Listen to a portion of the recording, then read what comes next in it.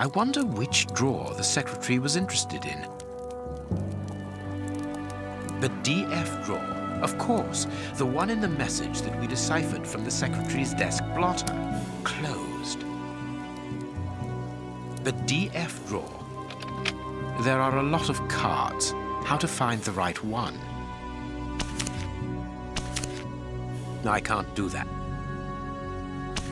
No, I can't do... I can't... No. No. No. No. These blue stains come from an old typewriter ribbon. This card has been removed recently.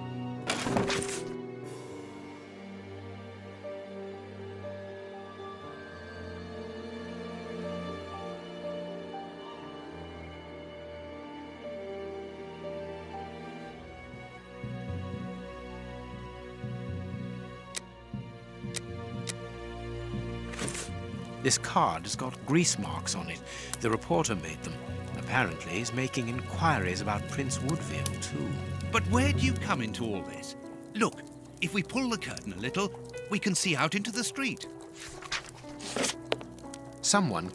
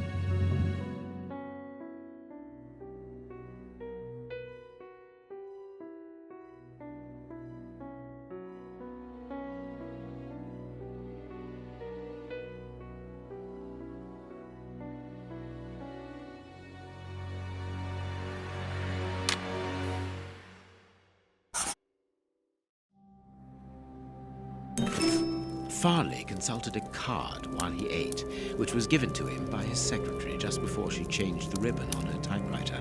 The reporter's greasy fingerprints are all over the card. When he went to file it away, he glanced automatically out of the window and saw us in the street. He closed the filing cabinet and rushed to lock his office door. In his haste, he pushed his chair aside, but didn't think to return it to its place. Precisely. He then hurried to tell his visitor of our arrival and showed him the way out. He then threw a piece of paper into the fireplace. But we still don't know how the cigar-smoking visitor departed. The answer lies in the direction the reporter took, Watson. At a certain moment, he would have been in a place where he had no logical reason to be. Look at our deduction board, and then let us go to the place where the reporter should not be.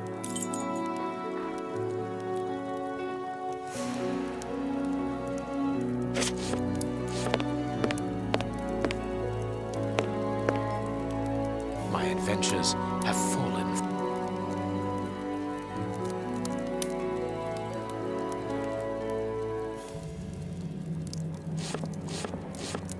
This book has fallen.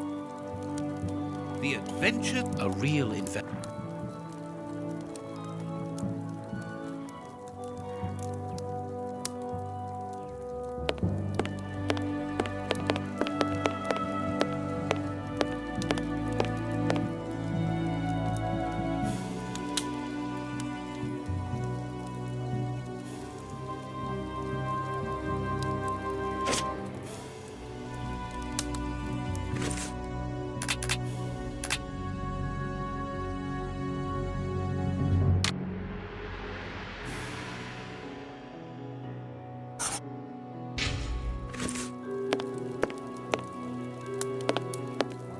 My adventures have fallen from this.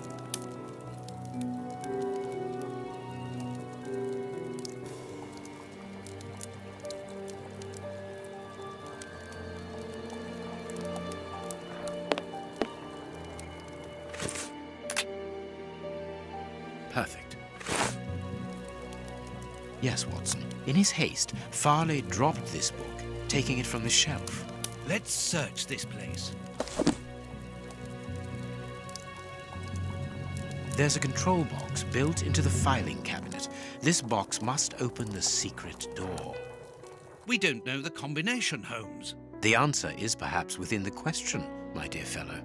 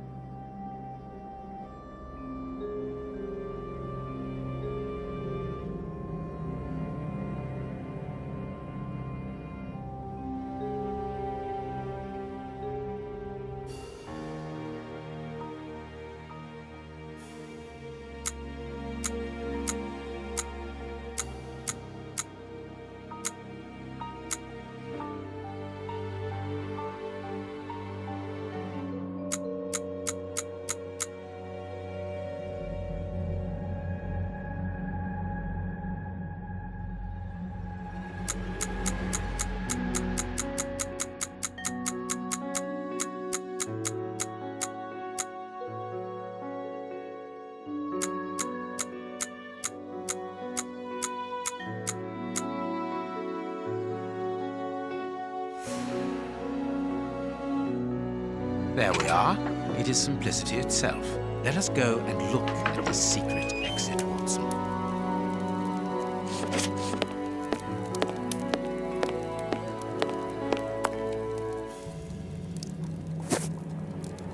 Chance has smiled upon us, Watson. This hat was almost certainly abandoned by our mysterious visitor. Imagine the scene. In his hurry, the cigar man drops his top hat. The door closes. The hat is caught beneath it. Fearing above all that he should be discovered, he does not attempt to retrieve it, instead preferring to flee. Who would take such action to avoid meeting us? I cannot tell as yet, but it is certain that he carries the advantage of knowing us. We must discover his identity in order to redress the balance, and this hat will help us. Let us return to Baker Street.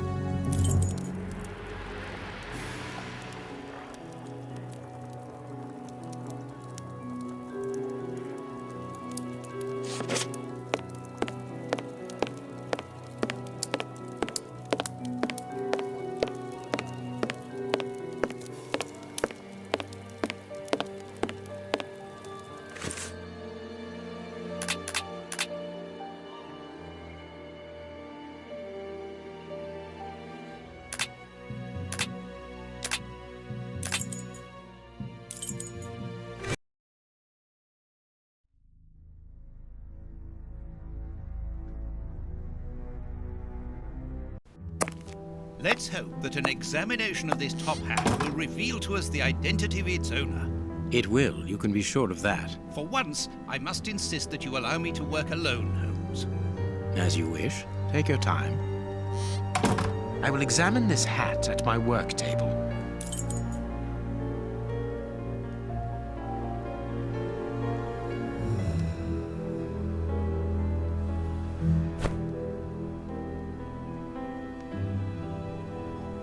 This hat is of an exceptional quality. The man who owned it is wealthy.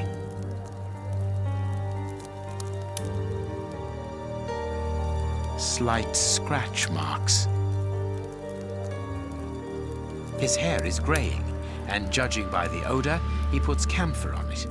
He is probably in his early 50s. This hat was made to measure by a well-known hatter located near the Old Bailey.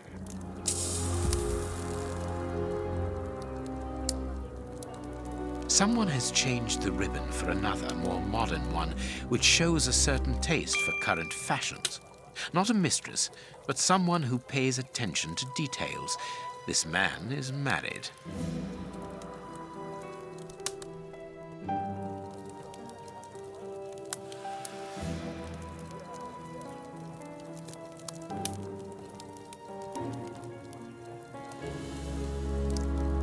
Heat marks and a strong smell of tobacco. A cigar smoker, which confirms that this hat belongs to the reporter's visitor. Slight scratch marks. The man wears glasses, and whenever he puts them on, he grazes the sides of his hat. This would suggest that he is educated and long-sighted rather than short-sighted. I now have an excellent description of the man that I am looking for. The journalist's mysterious visitor is in a profession highly placed on the social scale. He is rich and married. He must have called Scotland Yard in Farley's presence. He frequents the law courts, from which he makes his purchases. This man is a judge. Let us look through my files to see if I can identify this judge. I have a memoir on the most influential judges.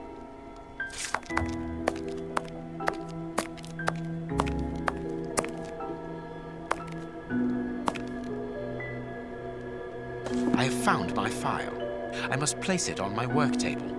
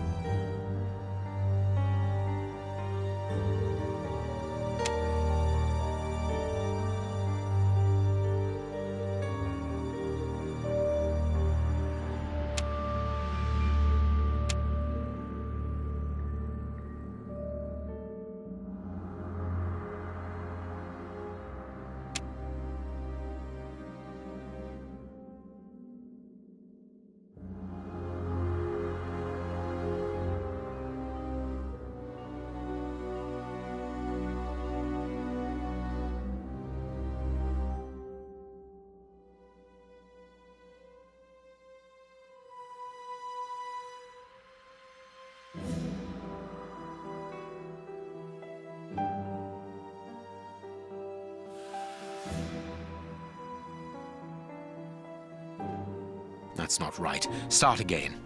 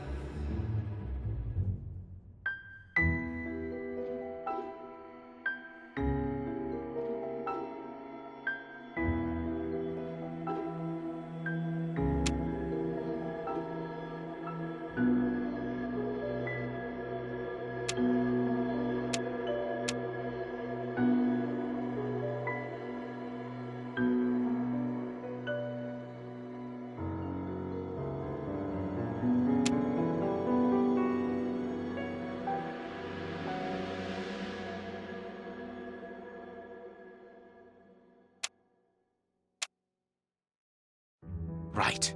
It is him, Judge Beckett. Have you discovered the top hat's secrets, Holmes?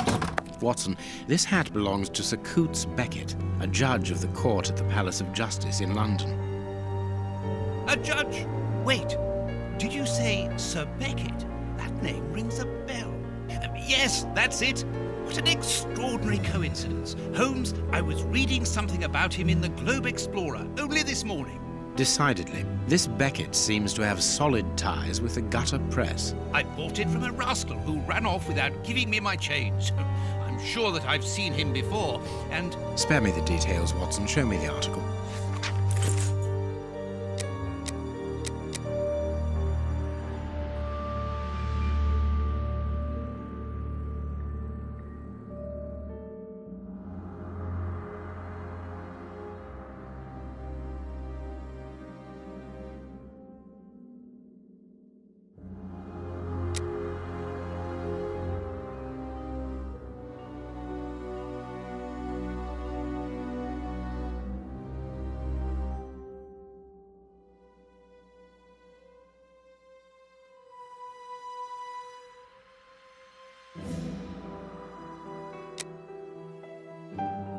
So, Lady Beckett is on holiday in Portsmouth. That means her husband is at home alone. Good. We shall pay a courtesy call, Watson. With a little luck, we shall leave with a few habanos clarissimo. That you should interest a judge of the High Court isn't surprising. You've solved so many criminal affairs that there are 1,000 reasons why a magistrate should be interested in you. But why should this one feel the need to act in shadows? It's true that it's surprising. Perhaps he simply wishes to avoid being seen in the company of this Farley fellow. Mr. Kirby, our local postman, owes me a favour. He'll give me Beckett's address. At this hour, he should still be at the post office. I'll go there, Holmes. Good, Watson, but be quick about it. While you're gone, I'll make preparations for our visit.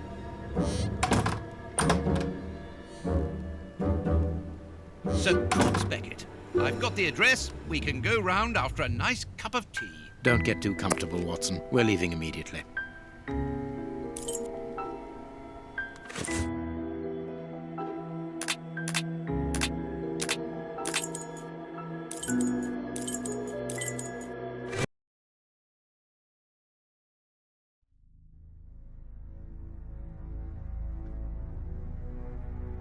This is the front of Judge Beckett's property. It's enormous. It looks very luxurious, Holmes. This man has conducted his career brilliantly. Who says that crime doesn't pay? It all depends upon for whom. You never said a truer word, Watson. Now, let's try to find a way in. What's that package you are carrying, Holmes? You haven't said a word about it all the way here. Cakes for my old aunt. Your old aunt? Stop pulling my leg, Holmes. If you want a sensible answer, then you should ask a sensible question. Very well. I'm going to ring the doorbell. That should be an appropriate task for someone like me. No, leave it. I'll do it.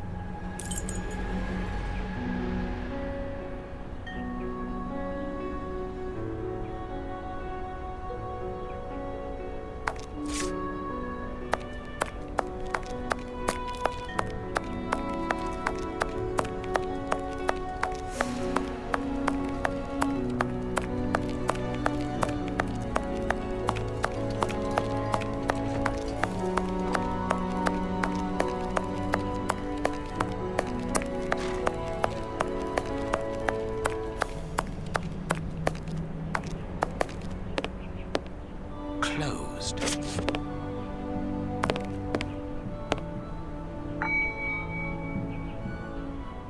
No reply. The house seems empty. Shall we wait, Holmes? No, we shall enter discreetly. The judge's absence is a blessing. It means that we can investigate without being disturbed. You're thinking of breaking into the judge's house? Have you gone mad, Holmes? Don't worry. I shall be careful to remove any traces of our visit. Listen to yourself, Holmes. You're talking like a common criminal.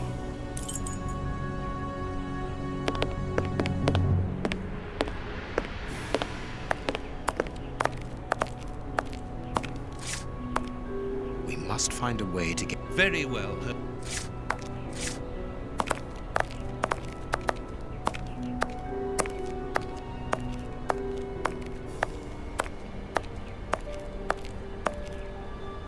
Mr. Holmes, Dr. Watson. How nice to see you again. Do you remember me? Of course, Miss Lucy. How could anyone forget so pretty a smile? You are looking lovely.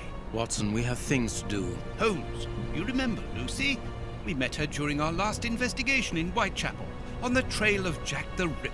I remember only the essential details of the case. This brief meeting has been very pleasant, but sadly, I must leave you, my dear Lucy. I'll see you soon, Doctor.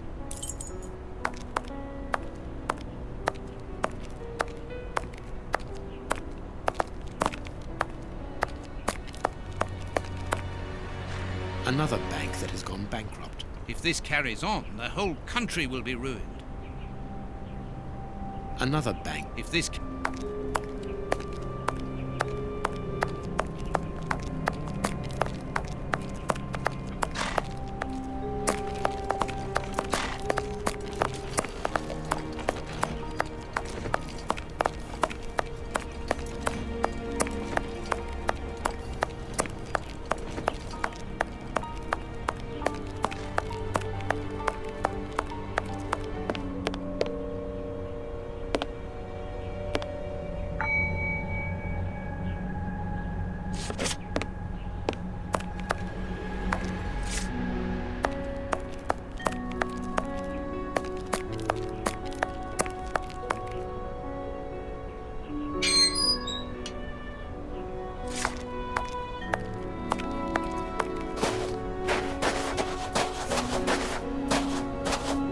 This lock should be easy to pick. Let's see. I need a supple pin, Watson. Can you find me one? Very well, Holmes.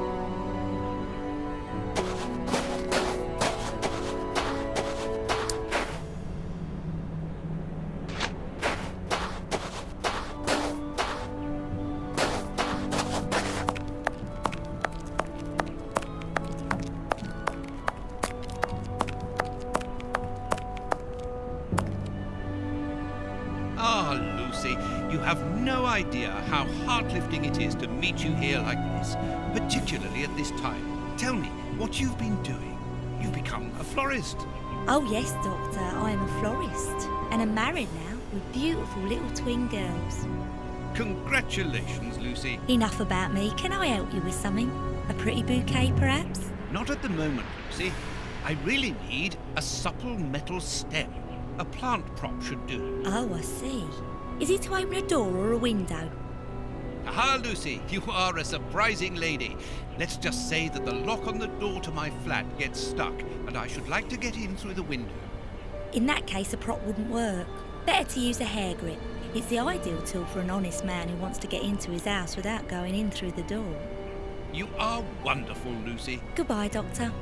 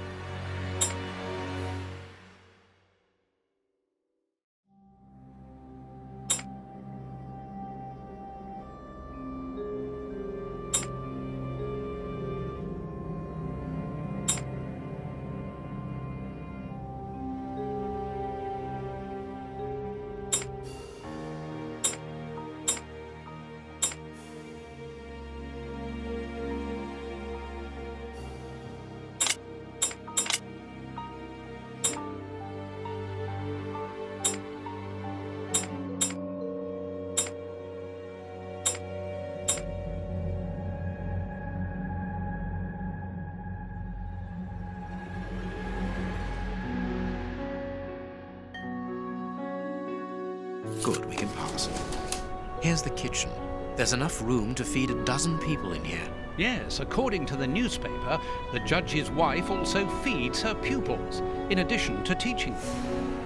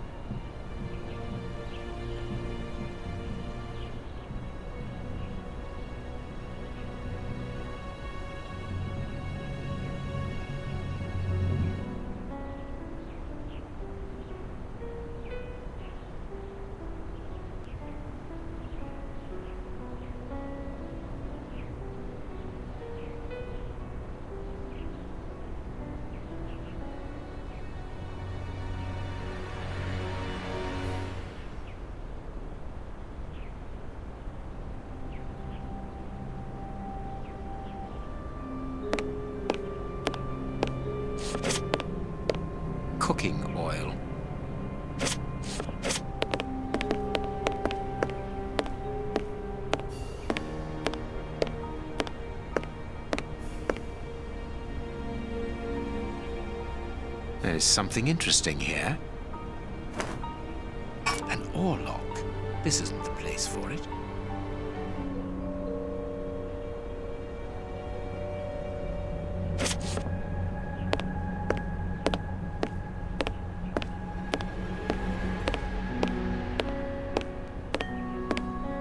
Cooking.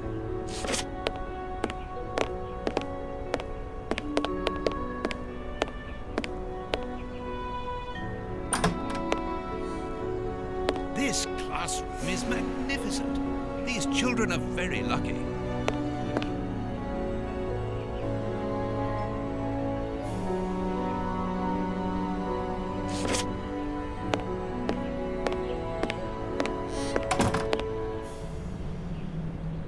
Can you hear that small metallic sound? There is something inside there.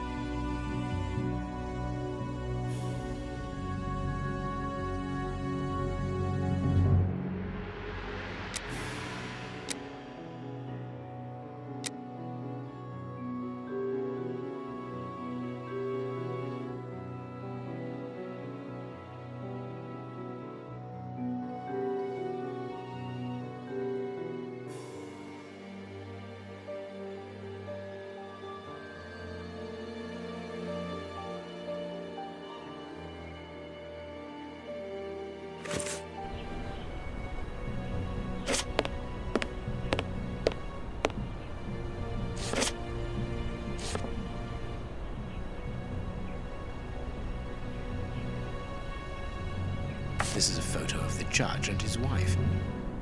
This photograph was taken on Judge Beckett's wedding day.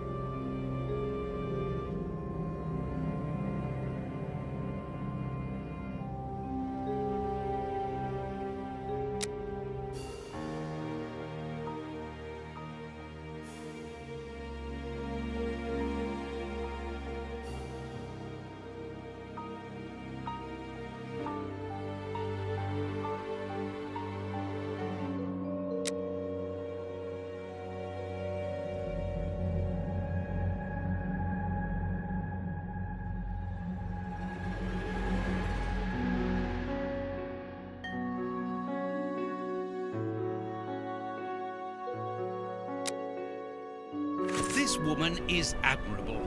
As she was unable to have children of her own, she decided to care for hundreds of others.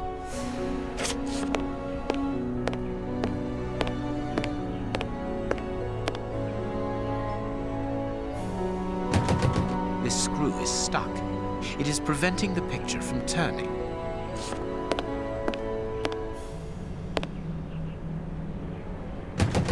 This screw is stuck.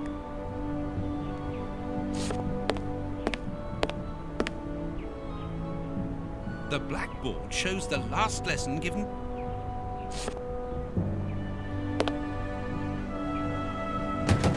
This screw.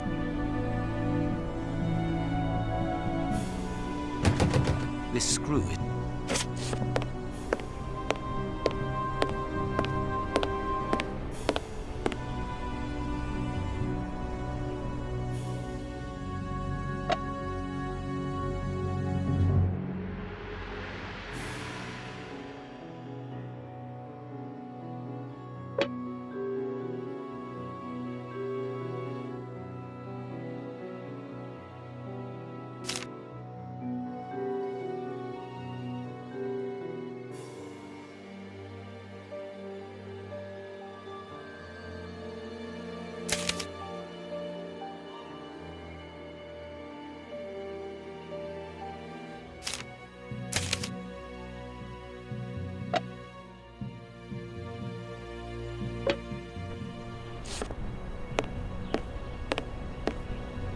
The door handle has been removed.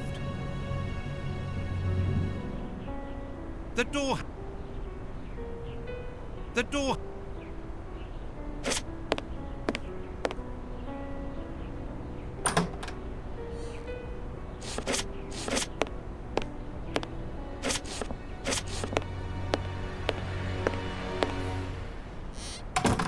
This overall belongs to the young James. Sweet papers fallen from a pupil's overall pocket.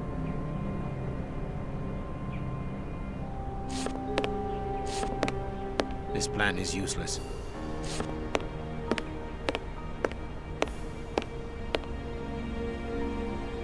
A book about student organizations in the United States of America.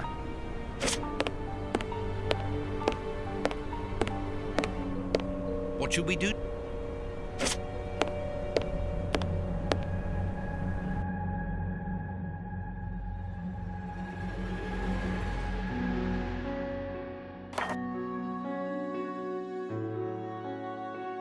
This photograph was taken on Judge Beckett's wedding day.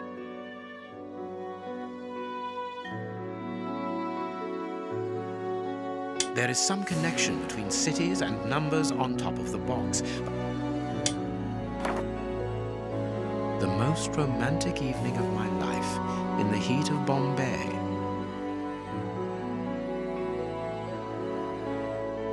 This is a photo. Apparently they were unmarried at the time. I cannot see a wedding ring. The most romantic evening of my life. This is a photo. This is a photo. This is a photo of the judge and his wife. This is a photo of... Apparently they were the most...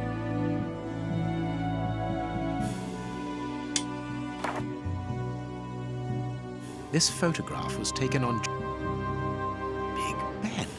The judge got married in London and early in the morning, as it is just 10 a.m.